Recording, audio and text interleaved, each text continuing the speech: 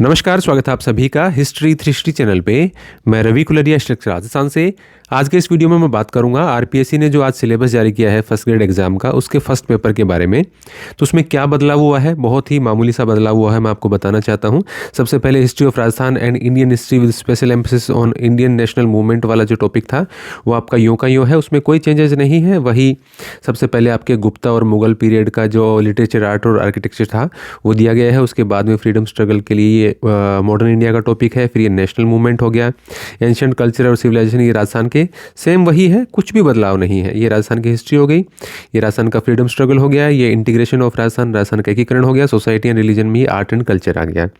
Mental ability same to same है, statistics same to same है, आपका मैथमेटिक्स सेकेंडरी लेवल में सेम वही टॉपिक्स हैं, मेंशुरेशन में सेम वही टॉपिक है जिसमें आप घन, घनाभ, बेलन, शंकु, गोला इत्यादि पढ़ते हैं। हिंदी की बात करें तो सेम वही टॉपिक है हिंदी के अंदर, जनरल इंग्लिश में सेम वही टॉपिक है। करंट अफेयर्स के टॉपिक भी आप देखेंगे सारे वही की वही टॉपिक हैं। इसके अंदर आपके जो पेंडेमिक महामारी, जो आप पीछे कोरोना वगैरह आया था, तो atomic energy same, there is no change. और उसके बाद में जनरल साइंस में नो चेंज, इंडियन पॉलिटी में भी कोई चेंज नहीं है, वही चीज़ें आपको पढ़नी है। ज्योग्राफी सेम है। यहाँ पर सिर्फ जो मैं आपको बता रहा था कि एजुकेशन साइकोलॉजी है वो सेकंड पेपर से यहाँ पे आ जाएगी। तो एजुकेशन साइकोलॉजी का जो पार्ट है वो कट होके यहाँ पे शिफ्ट हो गया है। बाकी एजुकेशनल मैनेजमेंट में भी सेम वही टॉपिक है।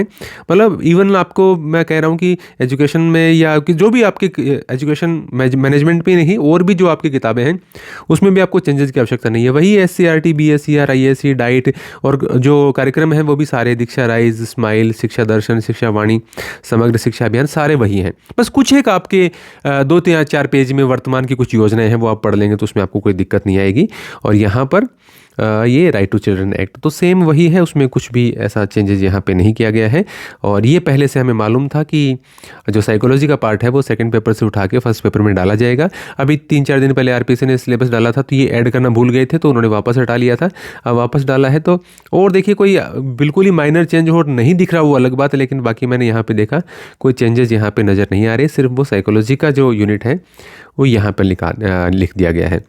तो इसके संबंध में, बुक्स के संबंध में क्या पढ़ना चाहिए, किस प्रकार की स्ट्रेटेजी रहनी चाहिए, उस प्रकार की वीडियो आप देखना चाहते हैं तो मैं बनाऊंगा। आप नए हैं तो चैनल को सब्सक्राइब कर सकते हैं। फालतू की बातें नहीं, बस जो ज़रूरी चीज़ें हैं वही मैं इस चैनल पे अपलोड करता हूं।